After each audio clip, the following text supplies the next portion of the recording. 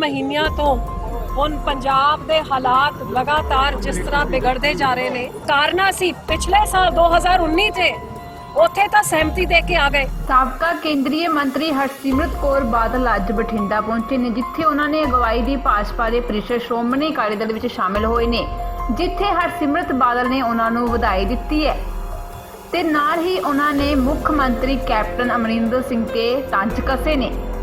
ਕੱਲ੍ਹ शामिल होया मैडम ਇਹਦੇ ਬਾਰੇ ਦੱਸੋ। ਅੱਜ ਮੈਂ ਬੜੀ ਖੁਸ਼ੀ ਦੀ ਗੱਲ ਹੈ ਕਿ ਅੱਜ ਅੰਜਨਾ ਜੀ ਸਾਡੇ ਵਿੱਚ ਸ਼ਾਮਿਲ ਹੋਏ ਨੇ।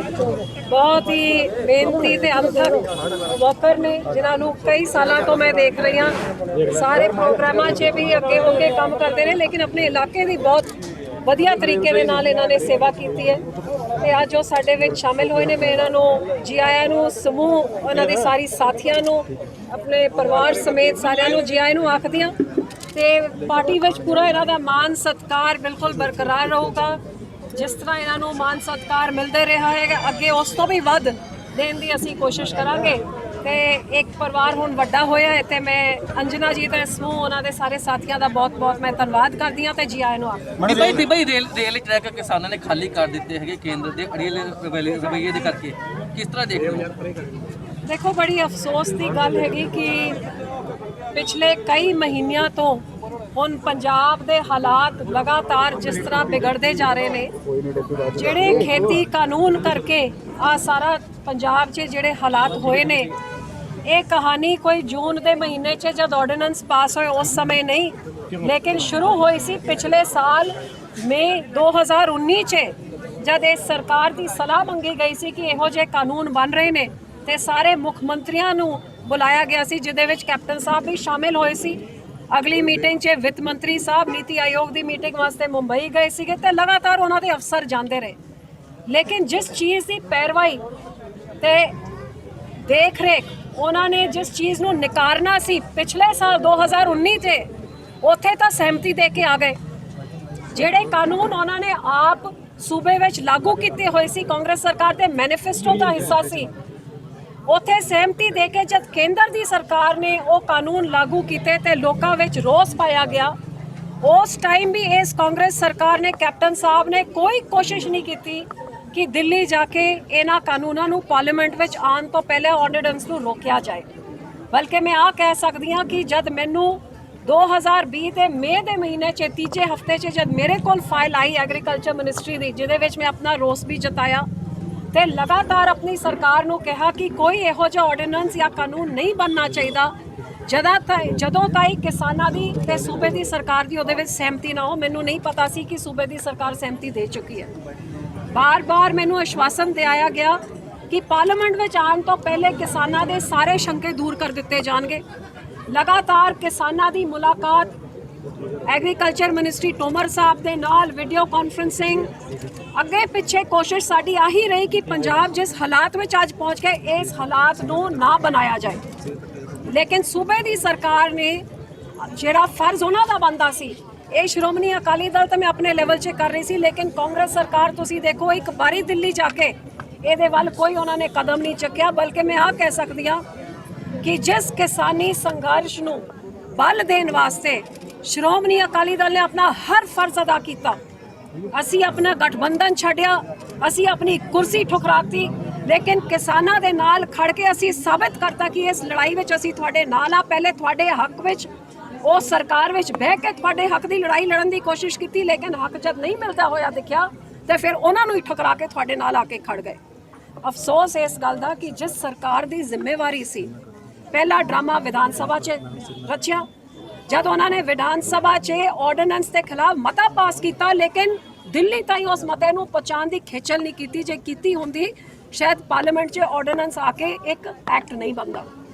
ਦੂਜਾ ਡਰਾਮਾ, ਜਿਹੜੇ ਉਹਨਾਂ ਦੇ ਐਮਪੀਆਂ ਨੇ ਜਦ ਵੋਟਿੰਗ ਦਾ ਸਮਾਂ ਆਇਆ, ਭਾਵੇਂ ਉੱਥੇ ਬਟਨ ਵਾਲੀ ਵੋਟਿੰਗ ਨਹੀਂ ਸੀ, ਲੇਕਿਨ ਆਵਾਜ਼ ਵਾਲੀ ਵੋਟਿੰਗ ਹੁੰਦੀ ਹੈ। ਕੋਈ ਬਿੱਲ ਵੋਟਿੰਗ ਤੋਂ ਬਿਨਾਂ ਪਾਸ ਨਹੀਂ ਹੁੰਦਾ, ਲੇਕਿਨ ਵੋਟਿੰਗ ਦੇ ਸਮੇਂ ਆਮ ਆਦਮੀ ਤੇ ਕਾਂਗਰਸ ਪਾਰਟੀ ਵਾਕਆਊਟ ਕਰਕੇ ਇੱਕ ਤਰ੍ਹਾਂ ਦੇ ਨਾਲ ਸਹਿਮਤੀ ਜਤਾਈ ਤੇ ਮਦਦ ਕੀਤੀ ਭਾਜਪਾ ਸਰਕਾਰ ਦੀ। ਤੇ ਤੀਜਾ ਡਰਾਮਾ ਰਚਿਆ ਗਿਆ, ਜਿਹੜਾ ਹੁਣ ਵਿਧਾਨ ਸਭਾ 'ਚ ਕਿਹਾ ਕਿ ਅਸੀਂ ਇਸ ਕਾਨੂੰਨ ਨੂੰ ਰੱਦ ਕਰਦੇ ਹਾਂ। ਰੱਦ ਕੀ ਕੀਤਾ ਹੈ? ਰੱਦ ਤਾਂ ਕੁਝ ਕੀਤਾ ਹੀ ਨਹੀਂ, ਲੇਕਿਨ ਇਹ 'ਚ ਅਮੈਂਡਮੈਂਟ ਪਾਤੀ ਉਸ ਦਿੱਲੀ ਦੇ ਕਾਨੂੰਨ ਵਿੱਚ ਕਿ MSP ਤੋਂ ਘੱਟ ਕੋਈ ਝੋਨਾ ਤੇ ਕਣਕ ਖਰੀਦੂਗਾ ਤਾਂ 3 ਸਾਲ ਦੀ ਸਜ਼ਾ ਹੋਊਗੀ।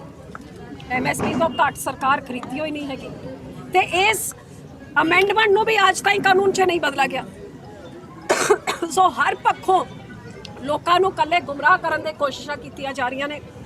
10-15 ਦਿਨ ਪਹਿਲੇ ਐਲਾਨ ਕੀਤਾ ਸੀ 2 ਦਿਨਾਂ 'ਚ ਕੋਇਲਾ ਖਤਮ ਹੋ ਜਾਊਗਾ ਤੇ ਹਨੇਰਾ ਹੋ ਜਾਊਗਾ ਪੰਜਾਬ 'ਚ। ਦਿੱਲੀ ਵਿੱਚ ਇੱਕ ਤਮਾਸ਼ਾ ਦਾ ਰੂਪ 'ਚ ਦਿਖਾਵੇ ਦੇ ਧਰਨਾ ਕਰਕੇ ਆਏ, ਲੇਕਿਨ ਰੇਲ ਮੰਤਰੀ ਨੂੰ ਮਿਲਣ ਵਾਸਤੇ ਐਮਪੀਆਂ ਨੂੰ ਭੇਜਦਾ। ਹੁਣ ਐਮਪੀਆਂ ਦੀ ਕੀ ਸਟੇਟਸ ਹੁੰਦੀ ਹੈ ਜਿਹੜਾ ਸਰਕਾਰ ਦੇ ਵੱਲੋਂ ਕੀ ਆਸ਼ਵਾਸਨ ਦਿਲਾ ਸਕਦੇ ਆ? ਜਾ ਕੇ ਸਮਾਂ ਸੀਗਾ ਲੜਨ ਵਾਸਤੇ ਆਪਣੇ ਕਿਸਾਨ ਜਿਨ੍ਹਾਂ ਨੂੰ ਵਿਚਾਰਿਆਂ ਨੂੰ ਯੂਰੀਆ ਨਹੀਂ ਮਿਲ ਰਿਹਾ, ਜਿਨ੍ਹਾਂ ਨੂੰ DAP ਦੇ 100 ਰੁਪਏ ਵੱਧ ਪੈਸੇ ਦੇਣੇ ਪੈ ਰਹੇ ਨੇ, ਜਿਨ੍ਹਾਂ ਨੂੰ ਬਿਜਾਈ ਦੇ ਸਮੇਂ ਅੱਜ ਕੱਟ ਲੱਗ ਰਹੇ ਨੇ ਬਿਜਲੀ ਦੇ, ਜਿਨ੍ਹਾਂ ਨੂੰ ਇਹ ਸਾਰੀ ਦਿੱਕਤਾਂ ਆ ਰਹੀਆਂ ਨੇ, ਉਹਨਾਂ ਦੀ ਆਵਾਜ਼ ਬਣ ਕੇ ਮੁੱਖ ਮੰਤਰੀ ਨੂੰ ਦਿੱਲੀ ਜਾ ਕੇ ਰੇਲ ਮੰਤਰੀ ਦੇ ਸਾਹਮਣੇ ਹਰ ਤਰ੍ਹਾਂ ਦੇ ਆਪਣਾ ਦਬਾਅ ਪਾਣਾ ਸੀ ਕਿ ਕਿਸਾਨਾਂ ਨੇ ਧਰਨਾ ਚੱਕ ਲਿਆ, ਤੁਸੀਂ ਪੰਜਾਬ 'ਚ ਬੰਦੀ ਹੋਈ ਚੀਜ਼ਾਂ ਭੇਜੋ ਤੇ ਇੱਥੇ ਦਾ ਵਪਾਰ ਵੀ ਅੱਗੇ ਪਿੱਛੇ ਟ੍ਰੇਨ ਦੇ ਰਾਹੀਂ ਸ਼ੁਰੂ ਹੋਏ। ਲੇਕਿਨ ਆਹ ਕੁਝ ਨਹੀਂ ਕੀਤਾ, ਇੱਕ ਦਿਖਾਵੇ ਦਾ ਧਰਨਾ ਕਰਕੇ ਮੁੱਖ ਮੰਤਰੀ ਸਾਹਿਬ ਵਾਪਸ ਆ ਗਏ। ਅੱਜ ਪੰਜਾਬ 'ਚ ਅਫਸੋਸ ਹੈ ਕਿ ਇੱਕ ਫਾਰਮ ਹਾਊਸ ਵਾਲੀ ਸਰਕਾਰ, ਦਿਖਾਵੇ ਵਾਲੀ ਸਰਕਾਰ ਝੂਠੇ ਲਾਰੇ ਲਾ ਕੇ ਝੂਠੀ ਸਵਾਹ ਕਰਕੇ ਲੋਕਾਂ ਨੂੰ ਗੁੰਮਰਾਹ ਕਰਕੇ ਅੱਜ ਆ ਕੇ ਬਹਿ ਗਈ ਹੈ ਤੇ ਪੰਜਾਬ ਦਾ ਜਿੰਨਾ ਬੇੜਾ ਕਰਕੇ ਅੱਜ ਵਪਾਰ ਠੱਪ ਹੈ, ਦੁਕਾਨਦਾਰ ਦੁਖੀ ਹੈ, ਕਿਸਾਨ ਸੜਕਾਂ 'ਤੇ ਉਤਰਿਆ ਹੋਇਆ ਹੈ। ਕਰੋਨਾ ਦੀ ਮਹਾਮਾਰੀ ਤੋਂ ਲੋਕੀ ਆਪਣੇ ਜਾਨ ਆਪ ਦੇ ਆਪ ਬਚਾਈ ਜਾ ਰਹੇ ਨੇ, ਸਰਕਾਰ ਕੁਝ ਨਹੀਂ ਕਰ ਰਹੀ। ਇਹ ਪੰਜਾਬ ਦੇ ਹਾਲਾਤ ਕਿੰਨੀ ਦੇਰ ਇਸ ਤਰ੍ਹਾਂ ਚੱਲ ਸਕਦੇ ਨੇ? ਇਹ ਸੁੱਤੀ ਹੋਈ ਸਰਕਾਰ ਨੂੰ ਜਗਾਉਣ ਦੀ ਲੋੜ ਹੈ। ਮੈਂ ਉਮੀਦ ਕਰਦੀ ਹਾਂ ਹੁਣ MCA ਦੇ ਇਲੈਕਸ਼ਨ ਆਉਣਗੇ, ਪਹਿਲੇ ਤਾਂ ਲੋਕੀ ਠੋਕ ਕੇ ਇਹਨਾਂ ਨੂੰ ਜਵਾਬ ਦੱਸਣ ਕਿ ਇਹਨਾਂ ਨੇ ਕੀ ਵਿਕਾਸ ਕੀਤਾ ਹੈ, ਕੀ ਨਹੀਂ ਕੀਤਾ, ਪੰਜਾਬ ਦੇ ਕੀ ਹਾਲਾਤ ਕਰਤੇ ਨੇ। ਜਦ ਮੌਕਾ ਆਉਂਦਾ ਹੈ ਤੇ ਕਦੇ ਬਾਰਡਰ ਪਾਰ ਦੁਸ਼ਮਣਾਂ ਦੀ ਗੱਲ ਕਰਦੇ ਨੇ, ਨੂਰਾ ਕੁਸ਼ਤੀ ਕੇਂਦਰ ਦੀ ਸਰਕਾਰ ਨਾਲ ਕੈਪਟਨ ਸਾਹਿਬ ਖੇਲੀ ਜਾ ਰਹੇ ਨੇ। ਜਿਹੜੇ ਕਾਨੂੰਨ ਕੇਂਦਰ ਲਾਉਂਦੀ ਹੈ ਕੈਪਟਨ ਮੋਹਰ ਲਾ ਦਿੰਦਾ ਹੈ, ਦਿਖਾਵਾ ਕੁਝ ਹੋਰ ਕਰਦਾ ਹੈ ਤੇ ਉੱਥੇ ਸਹਿਮਤੀ ਆਪੇ ਆਪ ਜਤਾਈ ਜਾ ਰਹੇ ਨੇ। ਇਹ ਸਾਰਿਆਂ ਨੂੰ ਨਜ਼ਰ ਮੇਰੇ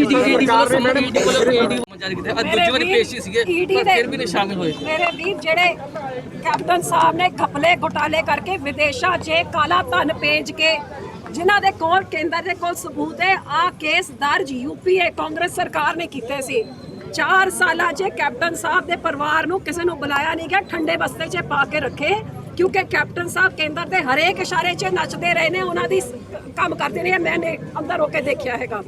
ਤੇ ਅੱਜ ਜਦ ਕੈਪਟਨ ਸਾਹਿਬ ਨੇ ਦਿਖਾਣਾ ਹੁੰਦਾ ਹੈ ਕਿ ਜੀ ਮੇਰੇ ਖਿਲਾਫ ਮੈਂ ਕੁਝ ਕੇਂਦਰ ਦੇ ਖਿਲਾਫ ਕਰ ਰਹਾ ਹੈ, ਮਹਾਰਾਜ ਜੀ ਸਮਨ ਭੇਜ ਦਿੰਦੇ ਨੇ।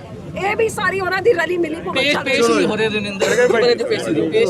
ਪੇਸ਼ ਹੋਣਗੇ ਜਦ ਮਿਲੀ ਭੁਗਤ ਦੇ ਨਾਲ 4 ਸਾਲ ਚੜਾਈ, 4 ਸਾਲ ਤੱਕ ਕੇਸ ਖੋਲੇ ਨਹੀਂ। ਮੈਡਮ 2022 ਮੈਡਮ ਲਾਸਟ ਕੈਪਟਨ ਸਾਹਿਬ ਬਿਲਕੁਲ ਰਲੇ ਮਿਲੇ ਨੇ ਦਿੱਲੀ ਦੇ ਨਾਲ।